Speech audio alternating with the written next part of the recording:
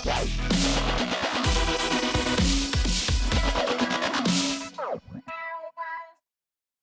everyone, and welcome to the 66th episode of the Ask Barry V Show. I'm Barry Vanover. This is my partner, Miles Baker. Hey, before we get started, I want to take the time to talk to you guys about something serious. You know, we said here 66 times and gave you guys free, great information. By the way, I thank you for so many compliments of people that love the show.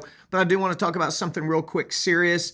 I have a personal friend and a martial arts school in the Houston area that his home got destroyed. 6, 8, literally the whole house was submerged from the picture that you see. His automobiles, and his son's home, which also works with him and his wife's home got totally destroyed. Their automobiles, one of their 2 locations in schools, totally destroyed. So it's more than just somebody's home. It's several members of the family have been affected by this one family. Their business has been affected that it's going to really be detrimental to that business. And think about it. You think, well, you know, they'll clean it up and open up real quick. But all of their families from that school got affected. Yeah.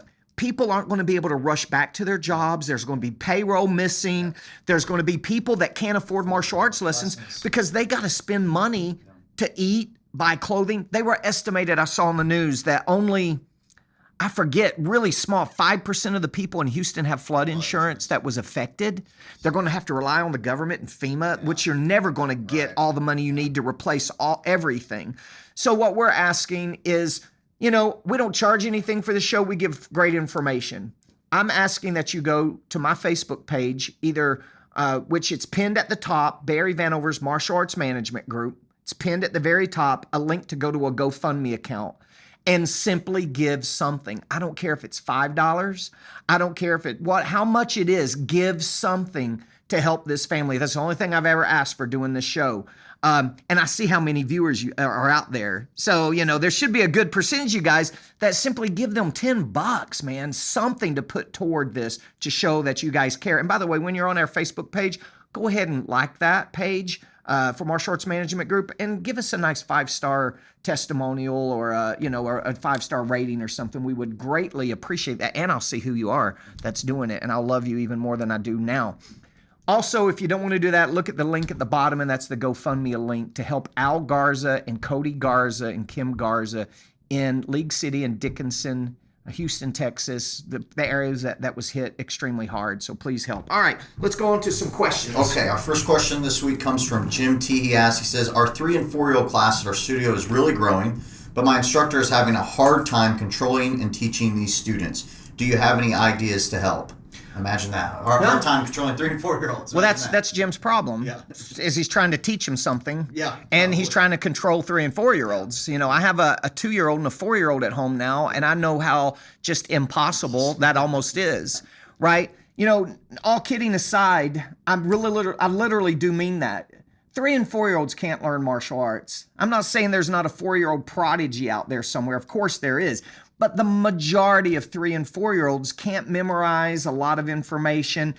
I take my son to something called My Gym or Little Gym, and the classes are very much like a martial arts school. The birthday parties are very much like a martial arts school. And for the 3- and 4-year-old class, they're having lots of music, fun, games, exciting. They're keeping it fast-paced, which you should, because you got to keep 3- and 4-year-olds' attention, even 5 to 7. You got to keep that attention.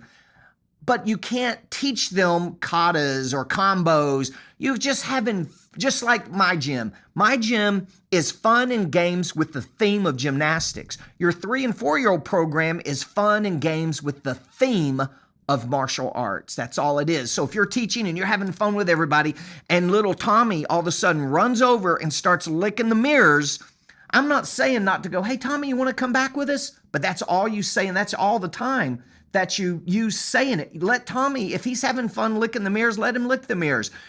If you got 12 or 15 of these guys, just have fun with everybody. It's supposed to be unstructured.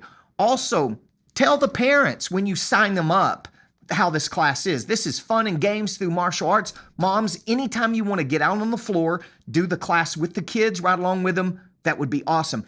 Anytime you want to come out and help, maybe your son or your child gets distracted and run off, I can't go take care of him, I've got all these other ones, feel free to get up and help him come back into class and encourage him, which is exactly what happens at my gym. Luca, everybody will be playing and all of a sudden he just cannot not look at this apparatus or the bounce thing or whatever, and all of a sudden he's over there bouncing on the trampoline. The girls that are in that class teaching it, they don't try to go over there and pull him back in. They just let him play. I'm in the room with him. I'll sometimes be like, hey, why don't you go over there with the kids and let's play this game with them and all that.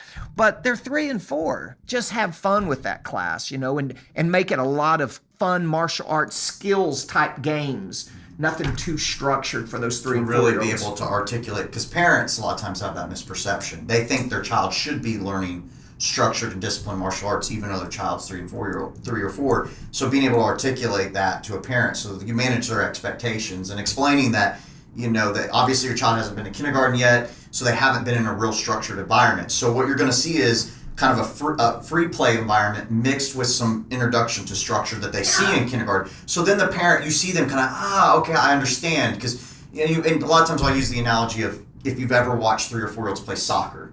They don't care what the inbounds, out of bounds, whose goals what, they don't care. Half of them are just running around chasing flies and mosquitoes, right? And some parents recognize that and have seen that before, so you just explain that you're trying to help them get a jump start on the structure that they're going to encounter when they go into pre-K or especially kindergarten. And I think that really clicks for parents, and they see value in it instead of thinking it should be this structured martial arts class. They come and it's not as structured as they think, and they feel like this wasn't what I meant to purchase. Yeah, it's all about communication with those parents when you're signing them up. Now, 5 to 7-year-olds, that's another topic. Those dudes can learn good martial arts. They just can't remember a lot of it over a long period of time, so you got to repeat stuff a lot. I joke around, and I am joking, but I actually mean it. If I was president of the United States, or I could make one rule, it would be no kid under 7 can study martial arts. So, all my friends out there are like, what are you talking about? I make so much money with 3 and 4-year-olds and 5 to 7. Well, that's why we teach 3 and 4-year-olds and 5 to 7, because we're making money, right? And we have to do it because our competitors are going to do it. But think how many families have tried martial arts at 3 and 4 and 5 and 7. Yeah. There's so many reasons why those kids will quit, and it has nothing to do with the quality of a martial arts school. It has everything to do with their school and a new kid moving in town. They got a new puppy, whatever. So many different reasons why. And they never really did real martial arts and had a chance to get the real benefits of martial arts. So think that kid quit at 5 or 6. They're 12. Somebody mentions martial arts and the mom goes, we tried martial arts. He didn't like it. He never really did it, but that's kind of hypothetical and will never happen. So go sign up those 3 and 4-year-olds and 5 to 7-year-olds. Do you ever look at your competition and think the same thing? Like, man, that competition they're not as good or a polished product, they're kind of ruining the martial arts. I used to say that all the time. I think like all the kids that are at this school, I'm like, man, if they're having a bad experience, they're done with martial arts. They're never going to come to my school. I tell our clients, that's what you want. You want to know, you want your school so good. I used to tell them, the premier guys, when you quit Barry Vanover's Premier Martial Arts, they quit martial arts because they're never going to find that experience somewhere else. But they go to another school and they have a terrible experience and they lump us all in together. I think we're all the same, that's for sure. Yeah, for sure. Our next question comes from Jason G. He says, I think I've heard you talk about bonus plans for staff. Can you go over how you do this, please? Yeah, that's a kind of a long conversation, but I'm going to make it quick and painless. I do what's called a performance-based bonus plan. When my staff members make money for me, they make more money for them. So just looking at how they make you money and the importance of their job. Let's start with an instructor. An instructor job is to teach amazing classes. So we keep more students and we upgrade more students.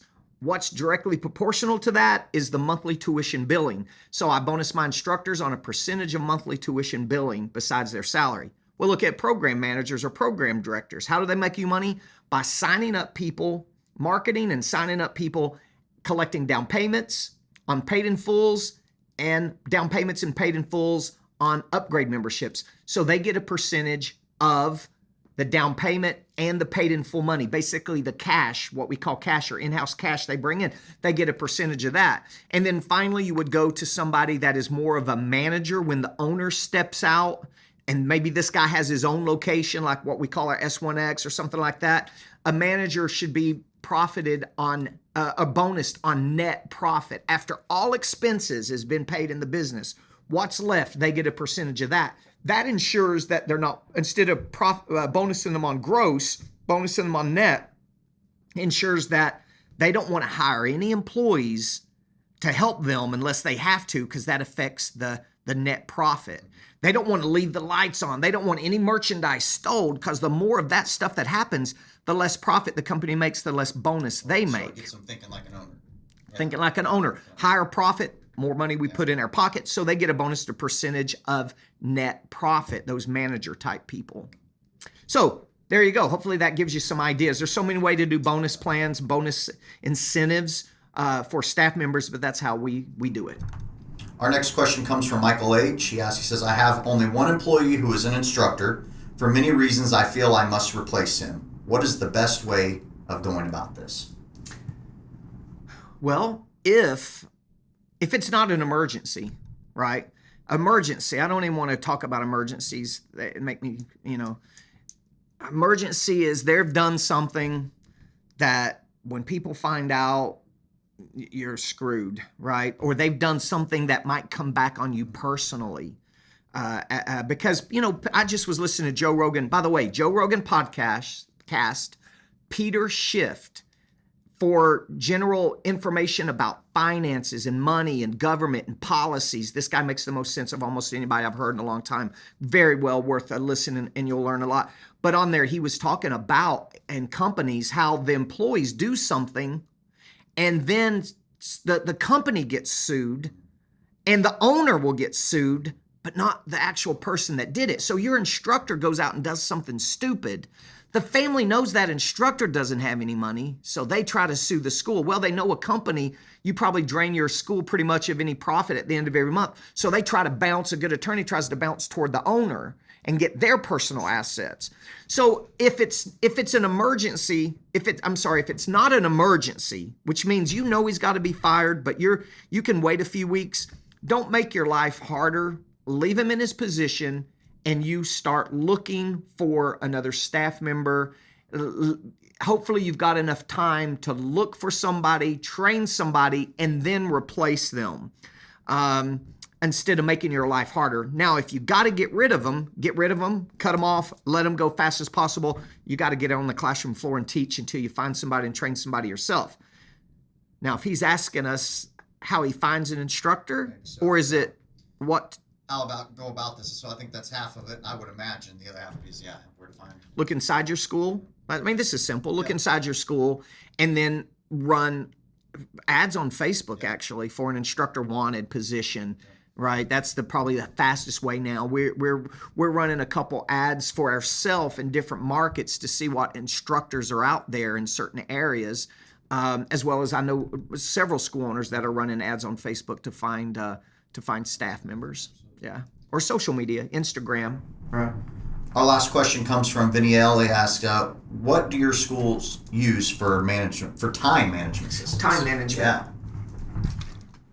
Man, years ago I used Franklin Covey binder, and I had it in my hand, right? And I took a Franklin Covey course, and that binder was, I don't think you guys, young instructors don't even know what we're talking about. One of those when I first moved here. Right. I probably got it somewhere in a box. Right.